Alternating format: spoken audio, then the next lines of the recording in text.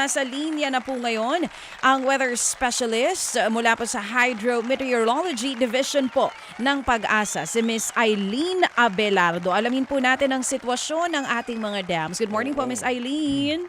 Hello po, magandang umaga po, Ma'am Good Chacha. morning. Good morning po, ma'am. Thank you so much for being on the show. Ito po, sa monitoring po ng Pag-asa, kumusta po yung sitwasyon ng ating mga dam ngayong umaga? Kanina nabanggit po nung taga Bulacan na nakausap namin na nasa 170 meters na daw po yung Angat Dam, and yung other dams din po natin. Kumusta? Opo. Yes po, so yun nga po, as of 8 a.m. today, ang Angat Dam ay nasa 170.47 meters. So sa nakalipas na 24 hours po, 8.66 meters po yung kanyang itinaas. So gayon pa man, mababa pa rin naman po siya sa kanya pong rule curve. So meron pang 10.66 meters para po ma-reach na yung rule curve niya. Para, kumbaga, yung, pagka na-reach niya po yun po yung sinasabi po kasi natin na magiging normal po yung function ng isang dam. And then yung Ipo Dam naman po, 100.59 meters. So bumaba naman po ito ng 1.19 meters dahil kasalukuyan po nagpapakawala pa rin po ng tubig dito sa may Ipo Dam. So meron pong isang gate na bukas na may equivalent po na 0.3 meters. And ang Lamesa Dam naman po, 79.92. May pagtaas naman po ito na 0.20 meters. Ang Ambuklaw, patuloy pa rin po nagpapakawala ng tubig, 751.71 meters. At may pagbaba naman ito na 0.29 meters. Meron pong 7 gate na nakabukas, equivalent naman po ito ng 3.5 meters. While dito naman po sa Binga, so yung pong ipinapalabas na tubig mula sa Ambuklaw ay isinasalo po ng Binga Dam. So ngayon po, 8 a.m., 574.44 meters ang kanya pong level. 0.56 meters ang ibinaba niya sa nakalipas na 24 hours. May 6 na gates pa rin po nakabukas, equivalent po sa 4 meters. Ang San Roque Dam naman po, 254.77 meters. Tumaas po ito ng 15.05 meters at dahil nga po doon sa tubig na pinapakawala ng Binga Dam, San Roque Dam po kasi ang sumasalo nito. Kaya po malaki ang kanyang itinaas, kasabay pa po nun yung mga malalakas na pag-ulan po within the watershed po ng San Roque. Ang Pantabangan Dam naman po dito sa Nueva Ecija, 182.22 meters. May 0.76 meters naman po siyang itinaas sa kanya pong level kahapon. Ang Magat Dam tumaas naman po ng 3.61 meters. Kaninang 8 a.m. 174.34 meters na po ang kanyang level. And lastly po, Caliraya Dam, 287.18 meters. 0.19 meters po ang kanyang itinaas for the past 24 hours. So yun pong mga dams na nagpapakawala po ng tubig ay nagpalabas din po tayo ng kaukulang hydrological situationer dahil nga po sa pagpapakawala ng tubig mula po sa Ipo na ito po ay dadaloy sa Angat River. Ang Ambuklaw Binga naman po ay dadaloy naman po sa Agno River. Okay. Yun po yung latest po opo, natin. sige. So ito pong si Ipo, pagpakawala niya, may salo sa Angat. Kaya kumbaga hindi ito magdadagdag ng tubig sa mga ilog na maaring napupuno ng dahil sa ulan. Si Angat po ang nasa taas, Ipo Dam po yung nasa baba ni Angat po. I'm sorry. So, opo. So si Ipo nagpakawala kayo, saan ito bumaba? Sa Bustos? Opo, dadaan po ito ng Bustos. So, yun po yung yun po ang kailangan pong i-monitor yung Angat River po. Yung po Ayun, opo. I'm sorry.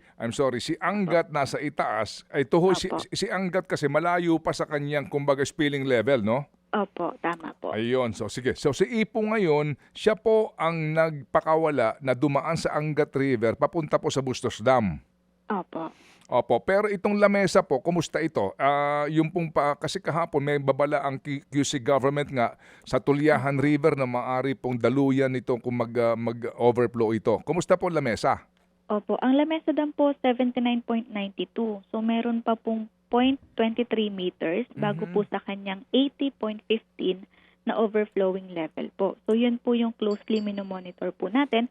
And kung magkakaroon pa po ng mga significant na forecast rainfall dito po sa area po ng Lamesa, pwede po or magpapalabas din po kami ng hydrological situationer to warn naman po yung communities along nga po doon sa may Tulyahan River dahil doon nga po ito dadaloy kapag ka nag-overflow po. Opo. Kapag ho ba ganyan, ma'am, na nag-overflow halimbawa po yung Lamesa, mag-a-advise kayo sa mga LGUs, ano ang lead time ninyo? Meaning, para maramdaman ng mga nasa baba po ng mga barangay, yung pong taas ng tubig sa mga ilog, ilan pong oras yun ang lead time ninyo? Opo.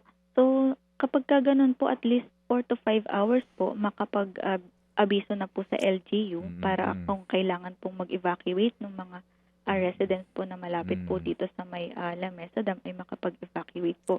Gayun pa man po, nasasabihan naman na din po sila doon kung overflowing naman po ng Tulyahan River, nakakapagpatunog naman po tayo ng mga siren or yung wangwang po na naka-install naman po along Tulyahan River po. Opo. Tulyahan ang major waterway nito, no?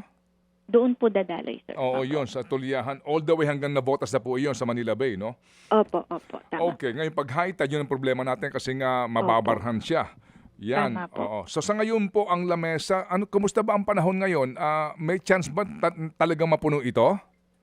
Sa ngayon po, kung within today po, less likely po na nakikita po namin na ma-reach niya pong etong 80.15. Bagamat patuloy pa rin po namin minomonitor dahil nga po kung magpapatuloy na sobrang lakas po ng pag-ulan, kung dito po mismo sa catchment po ng La Mesa Dam. Okay. Itong ang buklaw dyan po sa Bukod Benguet, ito ho talaga napuno ito? Ito po ay hindi naman po niya na-reach yun pong Okay. kanyang normal high water level, kaya po nagpakawala siya. In case nga po na doon nga po sa sobrang dami ng mga pag-ulan ay talaga pong marireach niya yun kung hindi po sila magpapakawala. Ayun. So inunahan na po ng Opo, management. ganoon po. And then Opo. ang baba nito sa Binga. Opo, tama po. And then Binga all the way na po ito sa Agno River papunta po na San Roque. Tama po. Ayun, yung San Roque ho naman kasi mababa kasi ito meron ditong hydroelectric power plant kaya nga hindi makagana kasi ang baba ng tubig dito ho mga nagdaan tag-init po. So ngayon, Opo. ang San Roque, kumusta po ang dam natin doon? Ang San Roque po 254.77. So ang deviation niya po sa kanya pong normal high or spilling level na 280 ay nasa 25 meters pa po. Malayo pa po Opo. ito. Sige, so timely din po ito sa pangangailangan ng mga magbubukid dyan sa ibaba po ng San Roque Dam. O sige, kasi dito itong mga usapin ng dam, kailangan maintindihan din po natin yung kanila pong yung management po nito. O sige, so ma'am, salamat po na marami, but so far wala pa pong as in yung kumbaga danger zone sa mga binanggit nyo po ng mga dams na ito. Opo. Okay. Salamat po na marami, Ma'am Eileen. Mga kapatid, patuloy po kayong tumutok sa 105.9 True FM para sa totoong balita, impormasyon, music and entertainment. Mag-subscribe sa aming YouTube channel at podcast at sundan nyo kami sa Facebook, Instagram, X at TikTok sa True Network PH. Bisitahin din po ang aming official website, truefm.ph. At panoorin din kami sa True TV Signal, Channel 19. Kami po ang 105.9 True FM. Laging true sa'yo, kapatid.